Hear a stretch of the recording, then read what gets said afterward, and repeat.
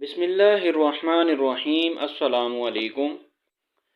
مصر میں ایک نیک دل شہزادہ حکومت کرتا تھا۔ وہ تھا شہزادہ، مگر نہ تو اس میں شہزادوں والا غرور تھا اور نہ ہی وہ جاہ و جلال۔ وہ عام انسانوں کی طرح زندگی بسر کرتا، روکھی سوکھی کھاتا، بیشتر وقت اپنی رعایا کی خدمت اور خدا کی یاد میں بسر کرتا۔ اس کی نیک چلنی کا پوری ریاست میں چرچا تھا۔ اسے یہ خصوصیات اپنے رحم دل باپ سے وراثت میں ملی تھیں۔ ایک دن شہزادہ معمول کے مطابق رعایا کے مسائل سننے کے بعد جنگل میں دنیا سے بے نیاز خدا کی یاد میں محو تھا کہ اس نے دیکھا ایک غریب لکڑہارا اپنے گدھے کو ساتھ لیے ہوئے لکڑیاں کاٹ رہا ہے اور اس سے باتیں بھی کیا جا رہا ہے۔ حالانکہ اسے معلوم تھا کہ نہ تو گدھا اس کی بات سن رہا ہے اور نہ ہی سمجھ رہا ہے، اور پھر زاروں قطار رونے لگا۔ شہزادہ یہ دیکھ کر بہت حیران ہوا کہ لکڑہارا روزانہ لکڑیاں کاٹتا، گدھے سے چند باتیں کرتا اور پھر پھوٹ پھوٹ کے رونے لگتا۔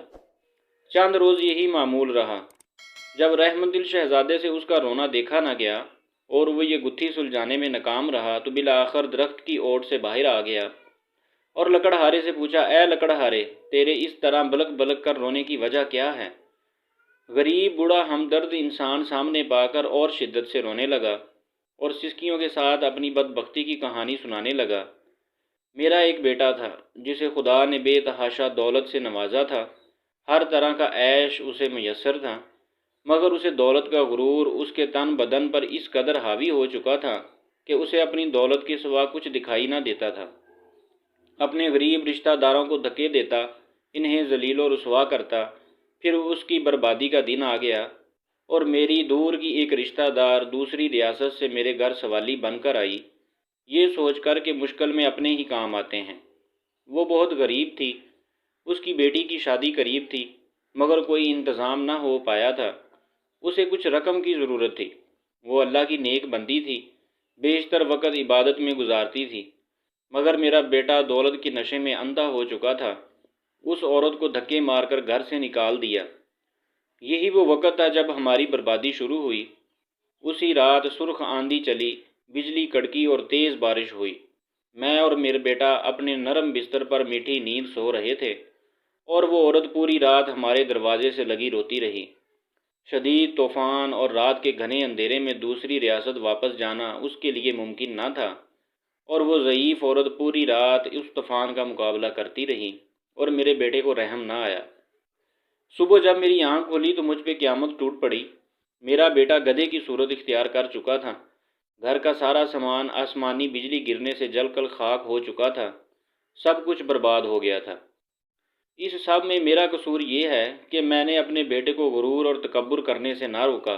وہ برائی کی طرف بڑھتا گیا، اور اب یہ عالم ہے کہ میں جنگل سے لکڑیاں کاٹتا ہوں اور اپنے ہی بیٹے پہ لاد کر بیچنے لے جاتا ہوں، اور اسی سے ہم باپ بیٹے کا گزارا چلتا ہے۔ یہ سن کر شہزادے کی آنکھیں نم ہو گئیں اور وہ لکڑہارے سے مخاطب ہوا، اے ضعیف انسان، تم نے بہت ظلم کیا۔ بے شک برائی پر خاموش رہنا اور اسے نہ روکنا اس کا ساتھ دینے کے مترادف ہے۔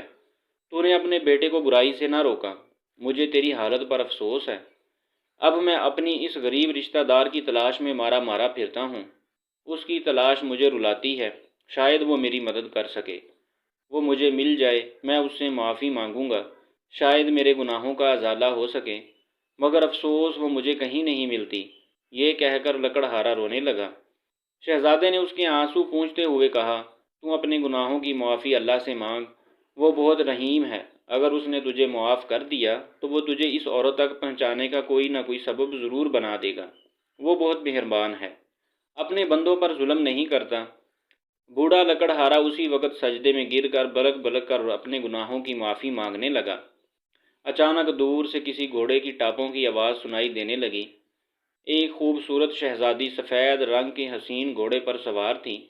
قریب آ کر شہزادے سے مخاطب ہوئی، اے شہزادے، آخر یہ کیا ماجرا ہے؟ شہزادے نے بوڑھے کی رام کہانی شہزادی کو سنا دی۔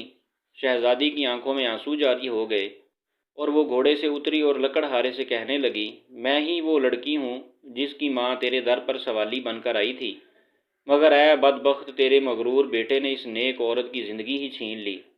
ساری رات تیرے دروازے پر تیز بارش میں طوفان کا مقابلہ کرتی رہی کہ شاید تجھے رحم آ جائے، بالآخر تیز بارش کی ٹھنڈی بوندوں کو وہ بوڑھی جان برداشت نہ کر سکی اور دنیا سے چلی گئی۔ جب صبح ہوئی تو رحم دل بادشاہ معمول کے گشت پر تھا، اس کا وہاں سے گزر ہوا۔ وہ میری ماں کو جب گھر لایا تو ماں کی لاش دیکھ کر میرے پیروں تلے سے زمین ہی نکل گئی۔ اب میرا سہارا کوئی نہ تھا۔ بادشاہ یہ سب دیکھ کر بہت پریشان ہوا۔ بالآخر اس نے مجھے اپنے ساتھ لے جانے کا فیصلہ کیا۔ کچھ عرصہ میں اس کے محل میں رہی اور اس نے مجھے نیک لڑکی پا کر اپنے بیٹے سے میری شادی کرا دی۔